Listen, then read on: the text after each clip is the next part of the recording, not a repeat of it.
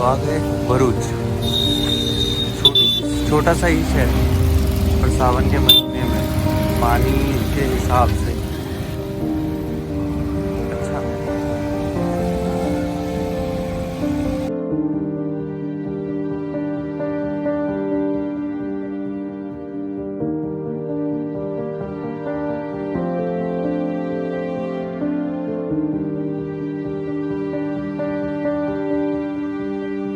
इस बार सावन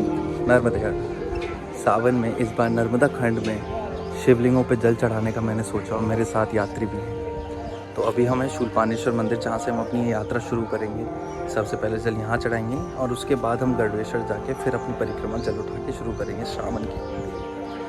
तो यहाँ पे आने का मतलब ये था कि इन लोगों को मैं शूलपाणी महाराज जी ने जैसे त्रिशूल लेकर असुर को और इस दुनिया को उस एंटिटी से, उस नेगेटिव एनर्जी से फ्री किया था, ऐसी ही मैं नहीं फ्री कर रहा हूँ। मेरे पीछे भी बैठे हुए हैं, इनको मैंने योगा पोजीशन में बता रखी है चीज़ें, तो ये भी प्रैक्टिस कर रहे हैं, मेडिटेट कर रहे हैं, जिससे कि शूलपाणेश्वर जो शिवलिंग की महिमा ही समझ सके। तीनों के अलग अलग पोजेस हैं, तीनों की अलग अलग आस्था है। किसी को शक्ति चाहिए, किसी को धैर्य, तो किसी को मन की शक्ति। इसी पावन महीने में आप ये सब कर सकते हैं। अगर आप नर्मदा खंड में हैं और आप यहाँ पे आते हैं तो उससे पढ़ सकते हैं, और नहीं भी आ रहे तो कभी भी अपने अनुसार शूलपाणेश्वर मंदिर या कोई भी ऐसा शिवलिंग जहाँ आपको लगता हो कि आपका मन लगे, वहाँ आके इन 2 महीने में ज़रूर मेडिटेट करो। अभी जैसे जैसे हम यात्रा शुरू करेंगे तब मैं आपको बताऊँगा कि कैसे कैसे इनको मैं उस संस्कार में डालूँगा। आप भी कर सकते हो। और ऐसे कौन से दिव्य स्थान हैं जो हमें ज़रूर देखने चाहिए सावन महीने में। तब तक इन लोगों का मेडिटेशन होता है, तब तक हम चलते हैं और इन लोगों के लिए आगे की यात्रा की आइटनरी प्रिपेयर करते हैं।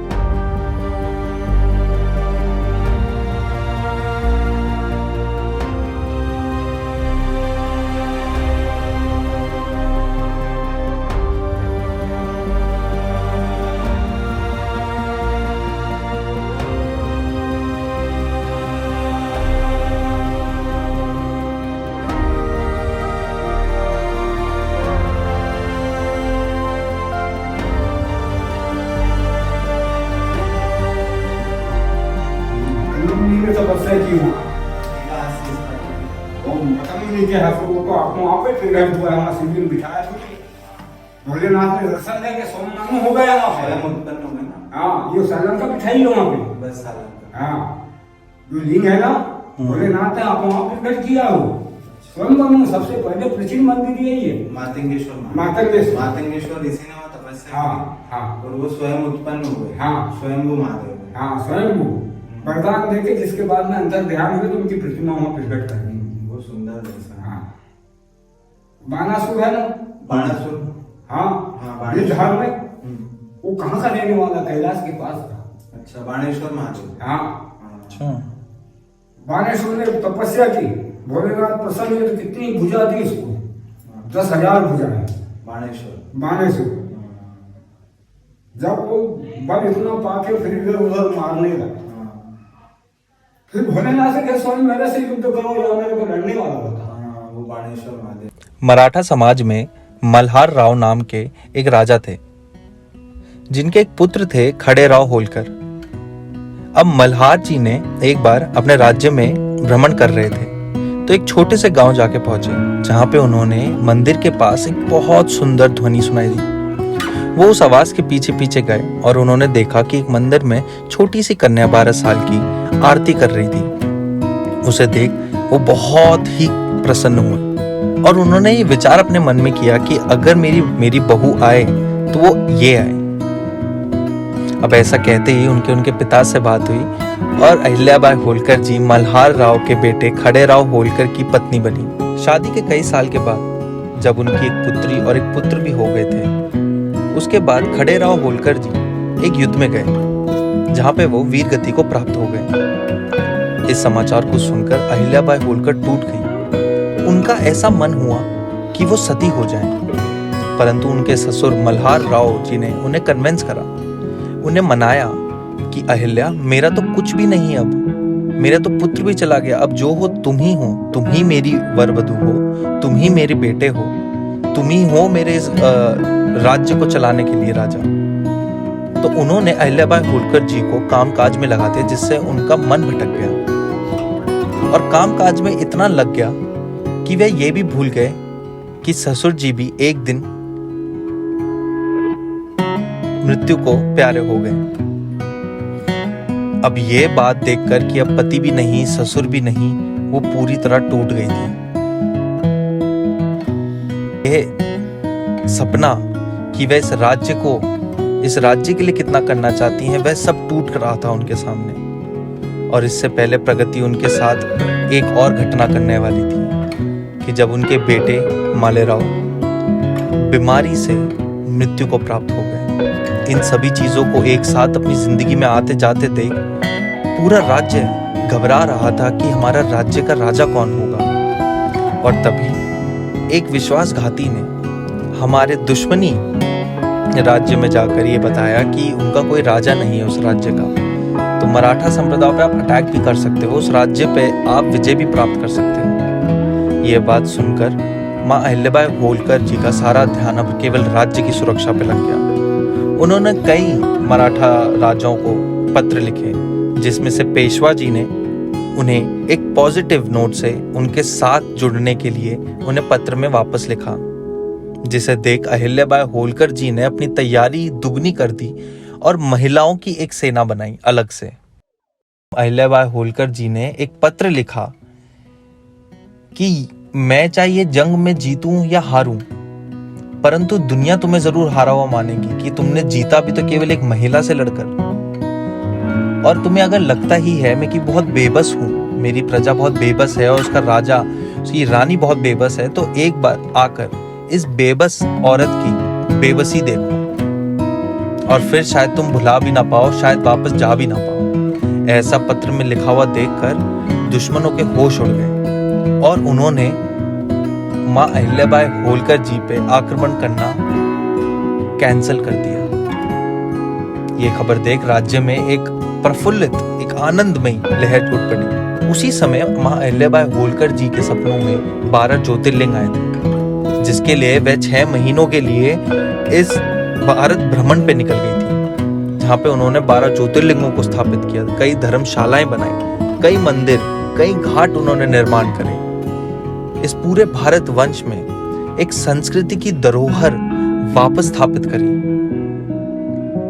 इन्हीं सब दर्शन करने के लिए जब यात्री यहाँ आते हैं और जब वह ये चीज और ये कहानी अपने सामने प्रत्यक्ष एक महल के रूप में, एक मंदिर के रूप में देखते हैं, एक स्थान के रूप में देखते हैं, तो उनका अंदर से जितना भी नेगेटिविटी एनर्जी, जो भी थॉट सुन के, जो भी ख्याल उनके बुरे आते हैं आज के जमाने में, ये सारे प्रश्न सब भाग जाते हैं।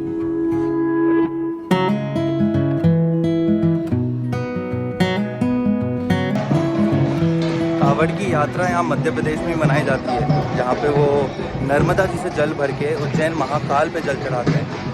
और ऐसा अलौकिक माहौल हो रखा है यहाँ पे, बोले रहे तेरी बम बम बम बोले, चारों तरफ केसरी रंग खिला रहा है।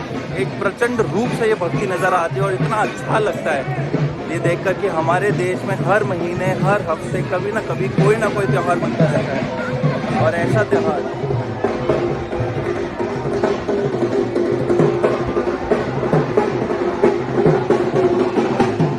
क्या बात, बोले रे तेरी बम बम बम बोले।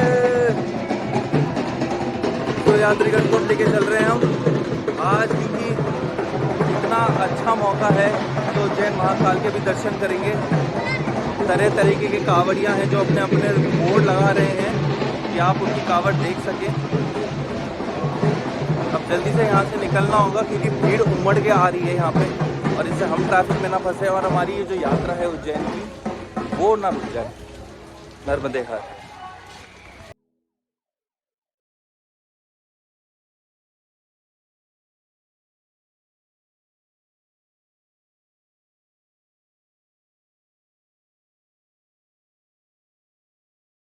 नया स्वरूप, एक नए बच्चे की तरह स्वरूप मिलता है जब इस परिक्रमा से आगे हम जाते हैं सीता माता जंगल, जहाँ माँ सीता ने लव कुश को जन्म दिया, जहाँ माँ सीता ने अपना आप को एक सन्यासी की तरह, एक अघोरन की तरह यहाँ तप किया, जहाँ माँ सीता ने जो एक महारानी थी, एक रानी थी, उन्होंने यहाँ पे रहकर पूरी दुनिया से मोह माया त्याग कर माँ धरती में वापस अपना आप को समर्पित कर दिया।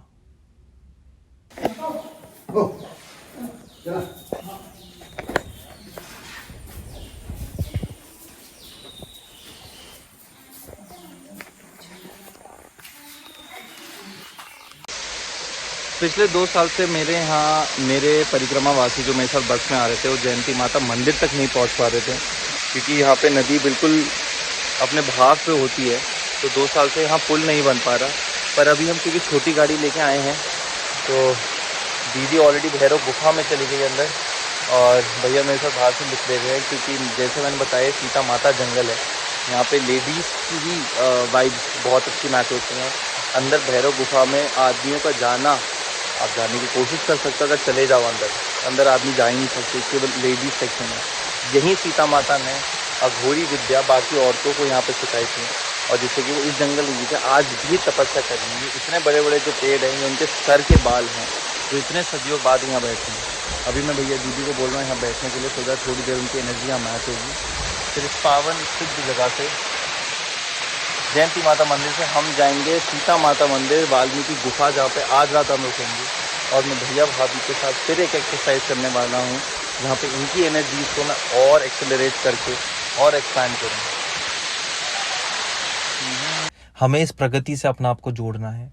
जब हम अपना आप को इस प्रगति से जोड़ने लग जाते हैं तो ये प्रगति हमारी मदद करने लगती है, ये प्रगति हमें रास्ता दिखाने लगती है, ये प्रगति हमें एक उन्नति की रास्ते पे ले जाती है। इसलिए माँ नर्मदा परिक्रमा की परिक्रमा करते वक्त प्रतिदिन आप अपना आप में बदलाव देखते हैं, और इसी कारण भारत में क्या पूरे विश्व में ही लोग माँ नर्मदे के बारे में सोचते भी नहीं हैं, और जो सोचते हैं वो सुनते नहीं हैं, जो सुनते हैं वो समझते नहीं हैं, और जो समझते हैं वो माँ की परिक्रमा नहीं करते, और जो माँ की परिक्रमा करते हैं वो माँ की परिक्रमा जीवन में नहीं उतारते। हमसे यही गलती हो जाती है कि हम पहले कदम पे आके अपना आप को विजय घोषित कर देते हैं कि हमें हमारा मार्ग मिल गया। ये प्रूवन है कि नर्मदा परिक्रमा पे आके आप स्वयं अपने अंदर के गुरु को पहचानेंगे और अपने रास्ते पे अपने लिए एक नई नई उम्मीदें खड़ी करेंगे। सीता माता जंगल से परिक्रमा अमरकंटक के लिए निकलेगी, उसके लिए आप मेरा अगला एपिसोड देखिए। नर्मदे हर।